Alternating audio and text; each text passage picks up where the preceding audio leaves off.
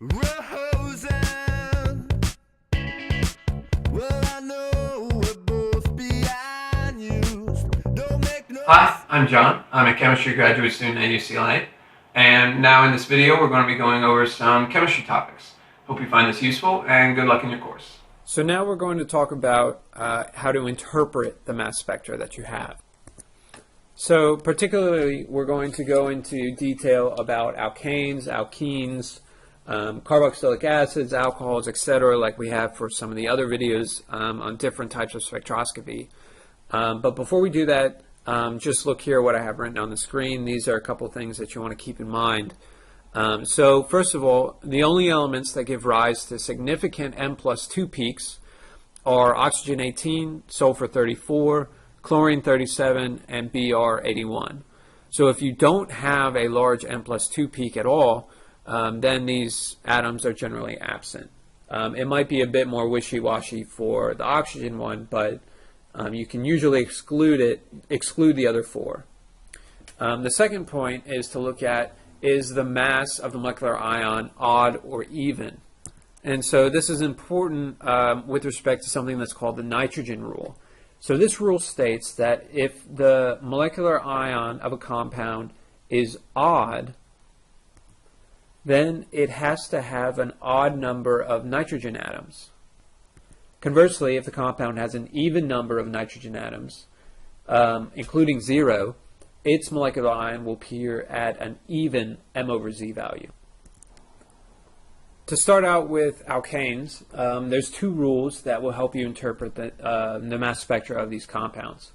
First, the fragmentation will occur towards the middle of unbranched chains rather than at the ends.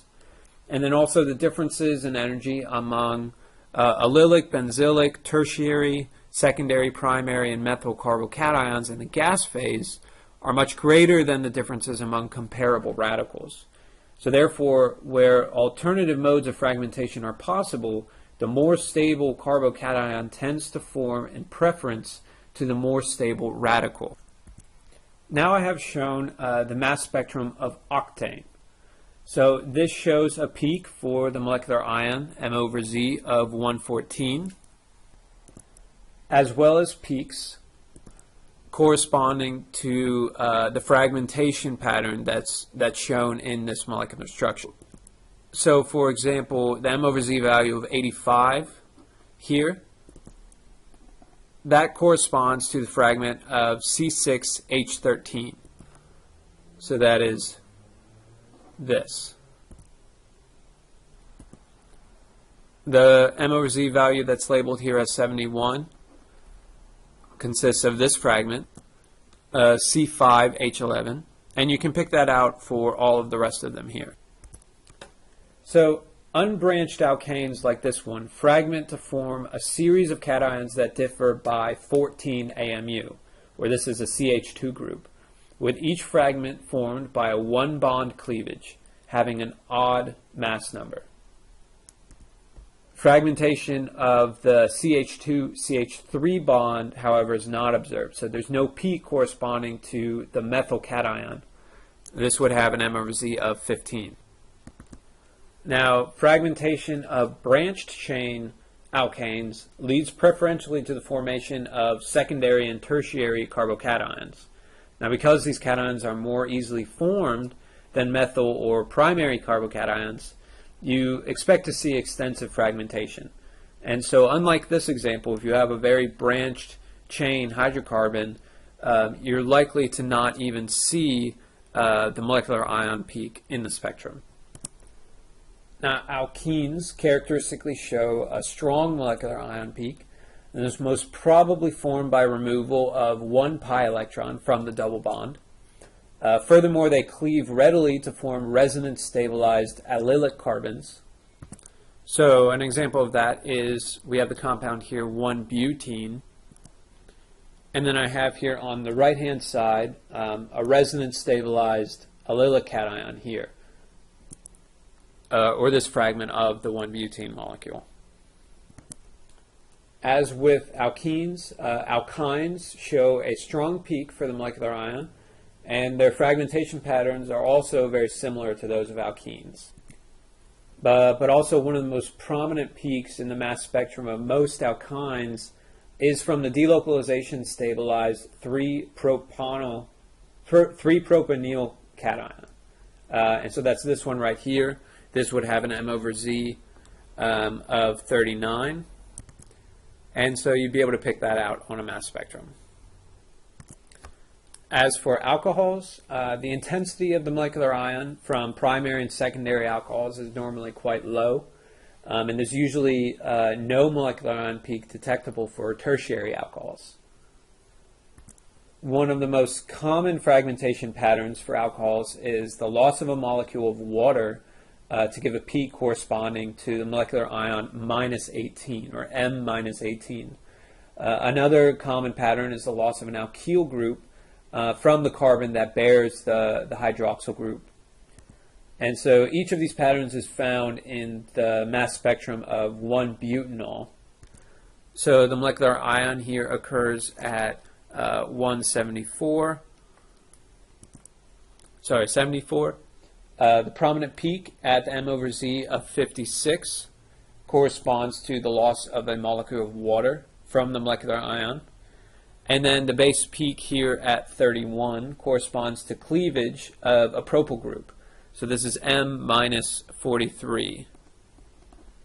That's the loss of the propyl group from the carbon that bears the OH group. For aldehydes and ketones, a characteristic fragmentation pattern of these aliphatic species is cleavage of one of the bonds to the carbonyl group, or this is called alpha cleavage. Also, aldehydes and ketones that have a sufficiently long carbon chain show a fragmentation called a McLafferty rearrangement. In this rearrangement, the carbonyl oxygen abstracts a hydrogen 5 atoms away to give an alkene and a new radical cation. So that's shown here. This reaction occurs through a 6-membered ring transition state intermediate. And so we can draw the arrow push in which that hydrogen 5 atoms away is now bound to the oxygen species.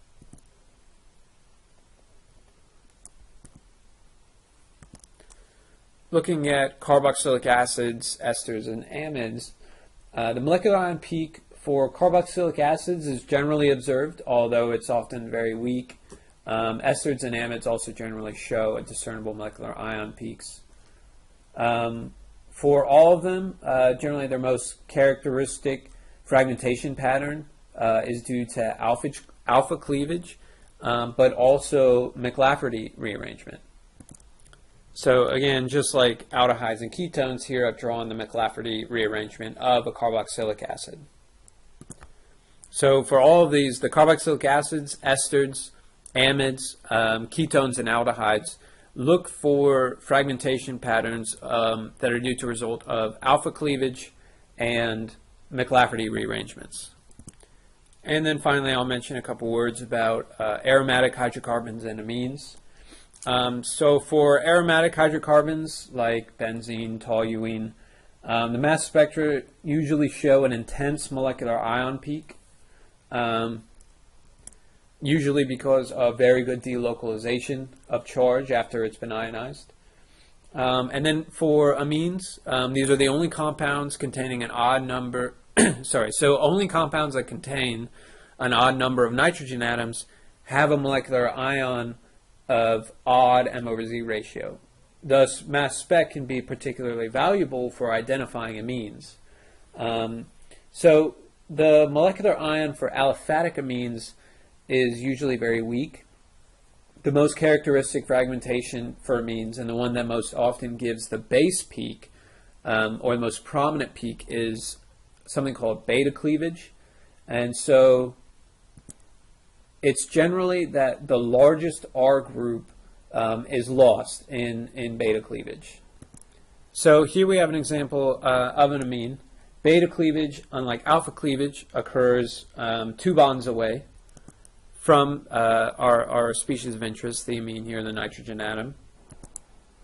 So by saying that the By saying that the largest R group is lost, that means here that the positively charged species, that which is detected, has this amine group, whereas the large CH3, CH3, CH2 radical is not detected by the spectrometer, by the detector.